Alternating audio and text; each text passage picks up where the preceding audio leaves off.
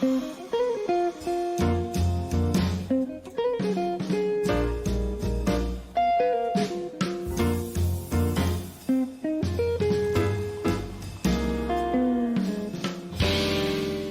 feel like life has hit you up the side of the head with a hockey stick?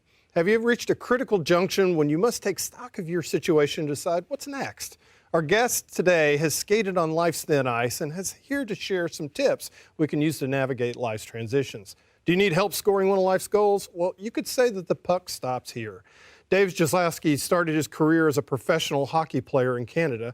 He ended up here in Mississippi, and he's become a successful businessman, author, and motivational speaker. Dave, it's good to see you again. Thanks for having me. I appreciate it. Man, it really is good. Now, I got to tell everybody that I first met you officially down in New Orleans. We were both speaking to the same group, and I spoke, and then you spoke, and by the time your speech was over with, I was like, oh, thank goodness I didn't have to follow you. You are so good. Thank you. I appreciate it. Yeah, so that's kind of what your life's kind of morphed into. You get to do a lot of speaking to folks and helping them, and I mean, you must pinch yourself every day. Well, I've been very blessed and fortunate to have some great coaches and mentors in my life, and I always knew that when I was playing hockey, I would hear a coach say something really great, and I was like, I'm going to share that someday. So I can't take credit for everything that I share, but some of the lessons that I've learned from those great coaches and mentors, it's an opportunity for me to really give back. Yeah, definitely. I noticed by your accent that, to quote some of my friends, you ain't from around here. You grew up in Canada. Yeah, and that's one of the first things that people ask. They're like, where are you from? You're not from around here. And I'm originally from Edmonton, Alberta, Canada. I was a hockey player for 6 years. Played most of my career in the United States, and so that's how I end up down here. I end up meeting a Mississippi girl and moving back here and getting a job here when I retired, and so I've been here since 2002 now. You sure it wasn't just the fried food and humidity? I love the I love the food, but it was interesting because I was actually working 4 different jobs when I moved down here. And one of those jobs was building houses, and I was up on a roof felting the roof, and I remember my shoes were melting. Yeah. And I thought, oh my God, I moved to hell. It's so hot here. It's like it is ridiculously, amazingly hot. You were like calling back home. Hey, could you bring some of that cold air down here, please? You're sticking yourself in the refrigerator. Yeah. Did you play? I mean, you played hockey as a little kid, right? So you kind of thought, this is what I want to do. Yeah. That was your dream. Yeah, and then growing up in Canada, I mean, it's like football or baseball here. Yeah. It's the same thing. I started playing hockey when I was about 4 or 5 years old, and getting up in the morning at 4:45 or 5 o'clock in the morning, going to Tim Hortons is a famous donut shop in Canada. So I'd go to donut shop with my dad, and then that's how you trained. Yeah, I love that. Donuts, and so we'd go to the donut shop, and then go to practice, and then we would literally play, on a weekend. We'd get up, we'd go to the outdoor rink, and we'd play. We'd put like what we call hot shots in our skates, in our gloves to keep our hands and feet warm. And we'd play for 8 hours. Our mom or dad would call, come home for lunch, come home for supper, go home for lunch, eat chicken noodle soup and grilled cheese sandwiches, and then get back out on the rink, and then go home for dinner, and then get back out on the rink. And so, in the winter time, we were playing, 8, 9, 10 hours a day. In the summertime, we'd play street hockey. So. Yeah, I mean, that's what we do in Canada. Exactly. Now, I have seen clips of you playing. I have to admit, I mean, you're a nice guy and everything, and I love talking. I'm kind of scared of you, to be honest with you, after I've seen you play. You were like one of the meanest people out on the ice. Yeah, it's interesting because, the enforcer sometimes will get suspended, and I would get suspended, and I would be up in the press box doing radio or something, or I'd be, walking through the crowd, and people, you're so much nicer off the ice than you are on the ice, and they're like, what's the difference? And I said, well, when you're on the ice, you've got to protect yourself. I mean, so. That was kind of my MO, so to speak. I got thrown into that role when I was playing in Moose Jaw, Saskatchewan, actually, for Mike Babcock. Yeah, talk about some of the coaches that you had along the way, because you mentioned just a second ago how you would hear things they would say and you remember it. But were there any coaches in particular that really you felt like changed your life? Well, Mike Babcock was one of the coaches that I played for that has gone on to win Olympic gold medals, world championships. He's pretty much like he would be like the John Wooden of hockey. Yeah. And so he was one that was very influential. In fact, he called me into his office one day, and he said, when I was playing hockey, I was a crusher. Yeah. And my coach told me, he said, Mike, if you are a crusher and you try to be a rusher, you will be an usher, which means you'll be sitting in the stands. And he said, Dave, you need to know your role. You need to know that your job is to go into the corner and get the puck out, be physical, and play that role.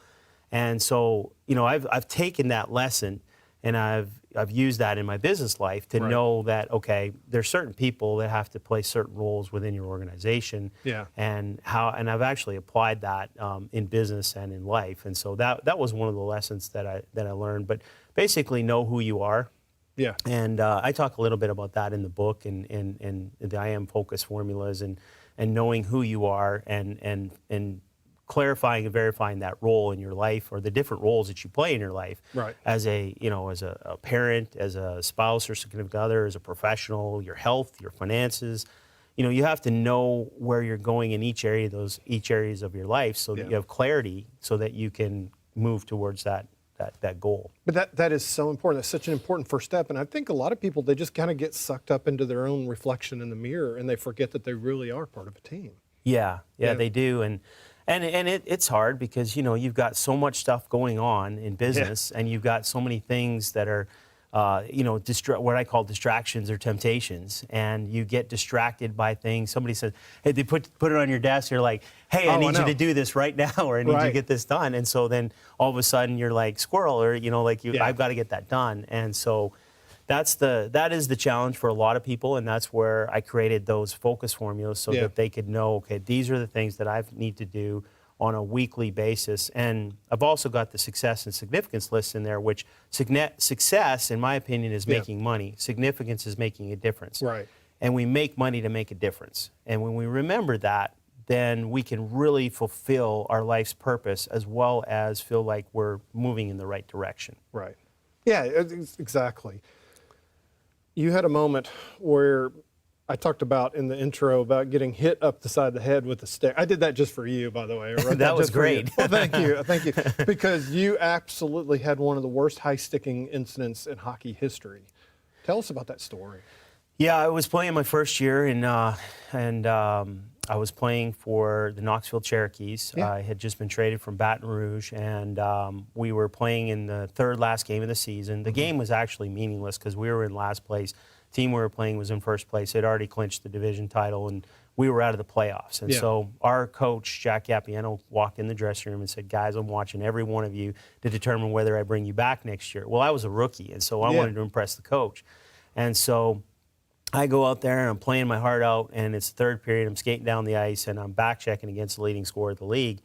And the whistle blows. There's an offside penalty or offside play, and there's a scrum on the other side of the ice. And I know this guy's not going to fight me because he's the leading scorer of the league. And so I push off of him. I go to help my teammates on the other side of the ice, and he takes his stick and he two-hand baseball bat swings as hard as he can.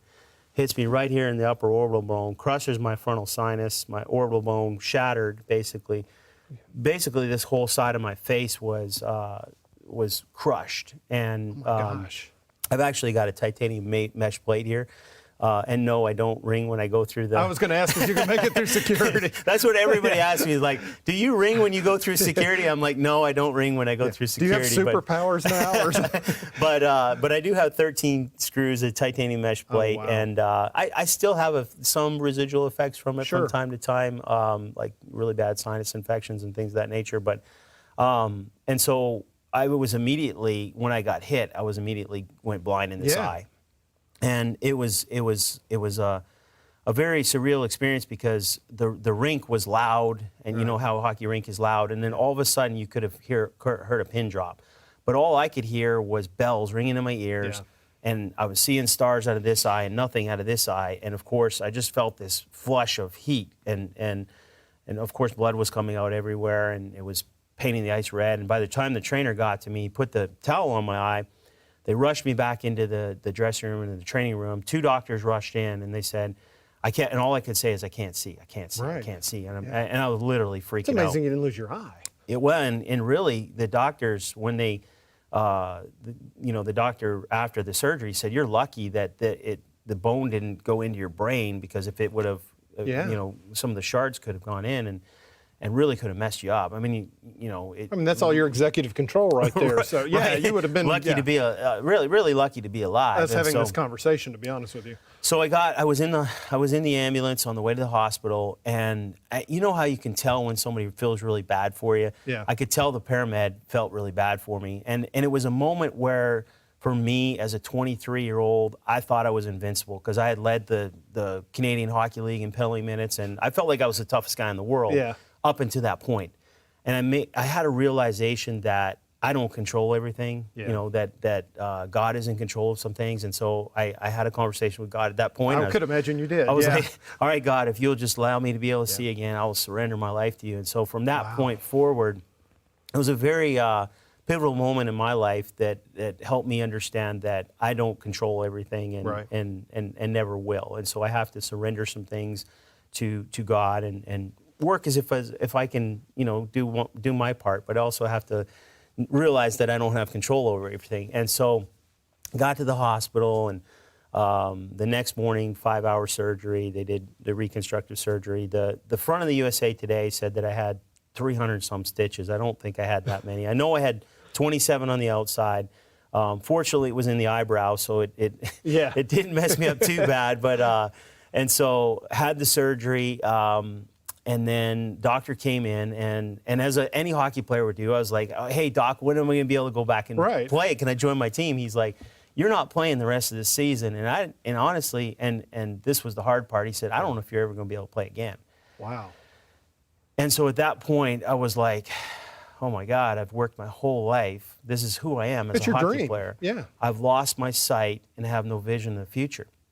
Well, most people think that was a pretty bad situation. Right. But as Paul Harvey says, the rest of the story is I was in the hospital for 5 days. And so I called the team and I said, hey, what a lot of people don't know is I was traded from Baton Rouge to Knoxville. I had everything I own in the entire world in 3 hockey bags underneath that bus. And we were on the road trip coming through. And so all my stuff, I called the team. I said, hey, where's my stuff? They said, well, we left it at the rink. I called the rink and they said, well, your stuff's not here.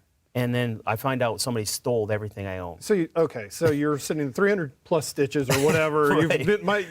And you're like, nothing. You have nothing. Yeah. Just clothes on your back. Literally, I went to the rink with a pair of shorts, flip-flops, a T-shirt, one of those old Timex wristwatches. That afternoon, on a Thursday afternoon, I remember in Charleston, and I walked out of that hospital with nothing to my name. Wow. Like, blind in one eye. No worldly possessions, and I don't even know what I'm going to do. So I got back to Knoxville, and I was eating lunch with some of my teammates, and one of my teammates, Matt Turk, said, man, dude, I know this is bad, but you're probably going to be a millionaire because, one of my buddies had something similar happen. His situation wasn't as bad as yours, but you can sue him, and you're going to get all this money. Yeah. So make a long story short, we end up my team hired an attorney to get the medical bills paid for, and there was a lawsuit. Well, my attorney, Chris Coffey, basically said, you're going to have to make a decision here whether you want to play hockey again or not, because if you never play another game, you will get lost wages, and you'll probably get a lot of money, north of $1 million, because, lost wages of a professional hockey player, we can justify that. Right. And, average career, 6 years, maybe $500,000 a year at league minimum at the time, or maybe a little more than that. Maybe $3 million, but maybe not that much, but a lot of money. Yeah. But you'll never be able to play another game of hockey. Or, and he said, I don't know that that's what you want to do, but that's an option. Or you can go back and play, and we just get your medical covered, and that's it. But you're going to run significant risk. The doctor told me, don't go back and play, because if you get hit, you could go blind in that eye easily. So at the end of the day. At the end of that summer, my vision eventually started to come back. It took about 60 to 90 days for it to fully come back. And I had a decision to make. Well, I decided to go back and play. And it was tough because... Yeah, but to say, why? Yeah. Well, and the reason I did is because I had to make a choice. I was either live with fear or live with regret. Right. And fear was temporary and regret was permanent. Yeah. And I knew that. I said, you know what, I'm not going to live with regret. I'm going to do the best that I can, and I'm going to follow my boyhood dream of playing hockey. and at least I'll have no regrets. And you know, of course, I left all that money on the table, and but I don't regret it because I had 6 years of a great experience. I finished top 100 all-time in penalty minutes, and had some amazing experiences that no amount of money that would have been able to create.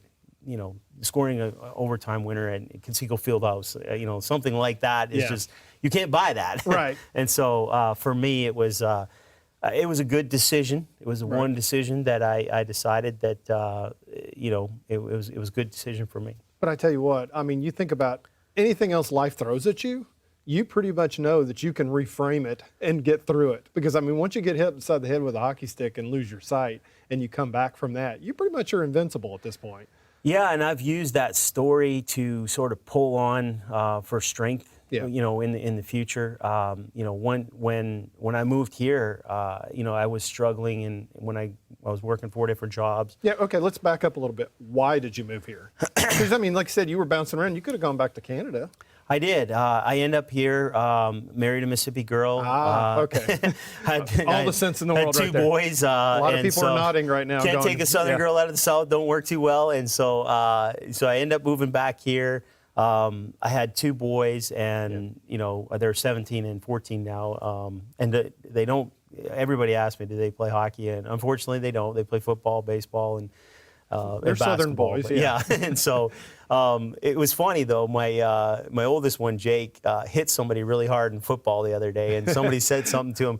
You hit him just like your dad did, you know. And you were sitting there, tear coming out your eyes, like, yeah, that's my boy. So, yeah, that's the physical play coming out, and that's why I like football, because it's similar to hockey, you know, in the physicality of it. So yeah, I end up here, and didn't know what I was going to do after I was, you know. In fact, a lot of players struggle from the transition from being a professional athlete to the real world. And I was no exception. I struggled as well. I was working 4 different jobs at the YMCA at 4:45 in the morning. Going from there to building houses in the heat, my shoes are melting. Going back to the Y to do personal training and then do skating lessons at the ice park. Working 4 different jobs, no money, brand new baby on the way, and I'm thinking, okay, this is not going to work. So I go to a job placement agency. I told the lady, hey, I need to find a temporary job. My father-in-law was actually in the insurance industry, so he said, why don't you get in the insurance industry? I said, I don't know anything about insurance. And so he said, well, I'll get you an interview. Make a long story short, I start going through the process, and I get to a point where I meet this gentleman by the name of Steve Atkins, working at New York Life. And I get the sense when I meet him that this is a guy that can lead me to a better future. Right. I had a lot of great coaches and mentors, and Steve was one of those people that if I had not met him, I probably wouldn't be who I am today. Isn't it funny? I mean, you go around, check him, and see if he has wings on the back of his back. You know? Yeah. I mean, he's just one of those people that, true Southern business gentleman that just really taught me the art and science of being a really good business person. And so, but as stubborn and as I was, I thought I could do things my way. So, you know, I take the job with New York Life. About 3 months later, I start to struggle. I go home and sit at my kitchen table. My wife says, you need to get a new job or go back to school, do something else. And I'm like, I'm helping people. I'm making a difference in people's lives. She said, I don't care. You're not making a difference in ours. I'm like, okay, point taken. Let me go talk to Steve in the morning. I go sit down with him, and I said, Steve, I love what I'm doing. I'm helping people, but I'm not making the kind of money I need to make. And if something doesn't change, I'm just telling you I'm not going to be here. And he said, well, what have you been doing? He said, I've been doing this, this, and this. He said, have you been following the business plans been laid out for 158 years at a time? I was like, no, not really. So he said, okay, do you think you can do this? I said, Steve, I know I can do this. I just need you to show me what to do. He said, okay, here's what I want you to do. Oh, for the next 30 days, not 30 years, not 30 months, just 30 days, follow the business plan exactly how it's been laid out. And in 30 days from now, if you don't think you can do it, I'll help you find a job somewhere else. Right. Like, yes, go home. Tell my wife, leave me alone for 30 days. 30 days later, I followed the business plan. I was agent of the month, agent of the year, made the $1 million round table, paid life case leader for the Mississippi General Office, top term insurance producer in the world for the company, went from broke to six-figure income. And people ask me all the time, what happened? And I said, well, I made a decision. I made a decision that I wanted to become the person that I knew I was capable of becoming. I was tired of being the person I was, and so I was going to become the person that I was capable of becoming. And that one decision changed the trajectory of my life. And I've kind of lived by this philosophy that while no single decision is guaranteed to change the trajectory of your life, your career, your business, or your marriage, any single conversation or decision can and quite often does.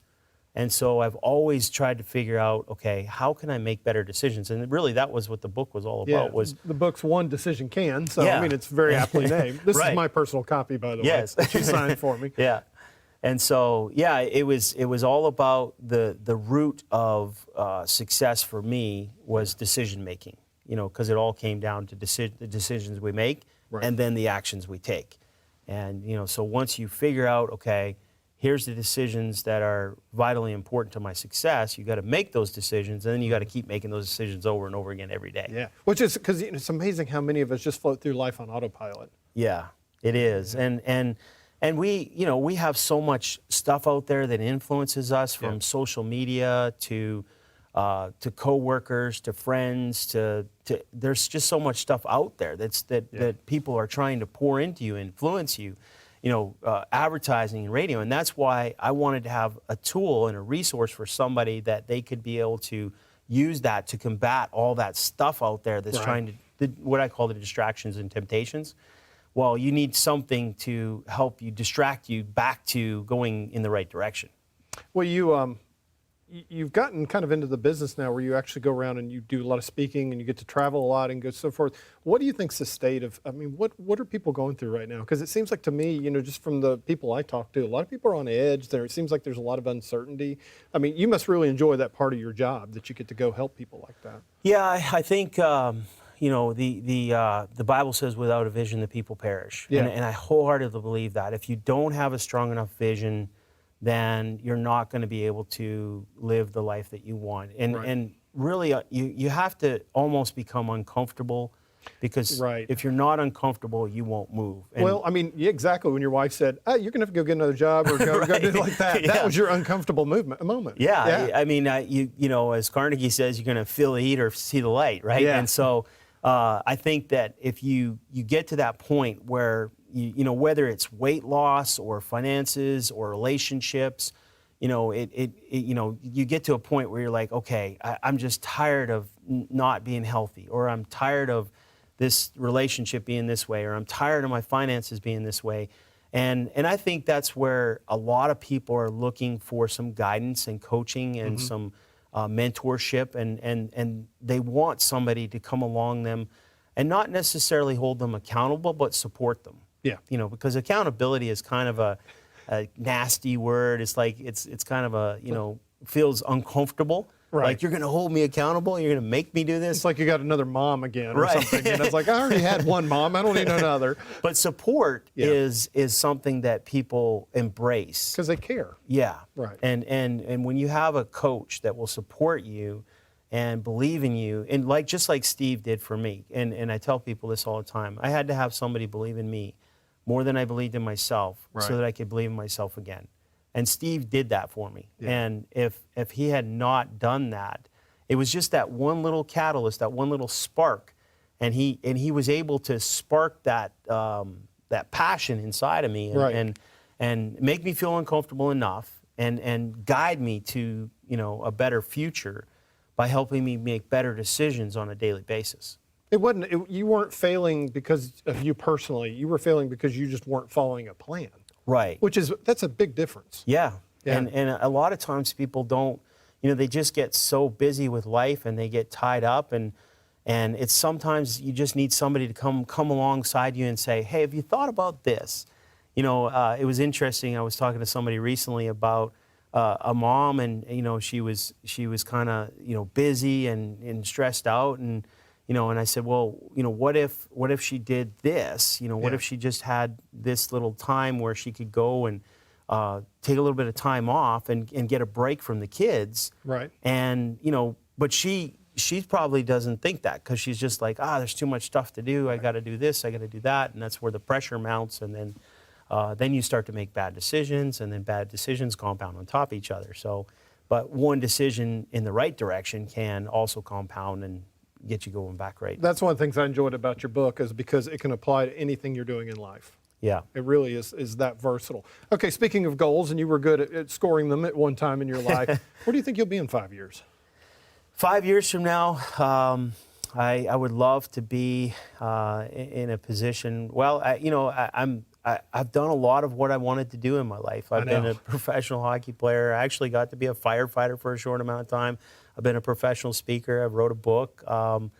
I just hope to be, maybe influencing more people than I am now on a bigger, grander scale, and really scaling my impact, influence, and inspiration in a way that helps people live a better life or an easier life. Yeah. And I think that we're all called upon to help our fellow human beings. And I think you've touched on that, because I really do believe it. And you and I have talked about this a little bit, but I really do believe that true success is when you can help other people be successful. Yes, yeah, definitely. Yeah. And I think, the times that I've been happiest and most fulfilled is when I've been able to help somebody else achieve their goals and their dreams. And if you can alleviate suffering for somebody, then that is a tremendous feeling, because it's such a sigh of relief that you can say, they look to you and they say, hey, like I do with Steve, he was the catalyst for my change. And I'm so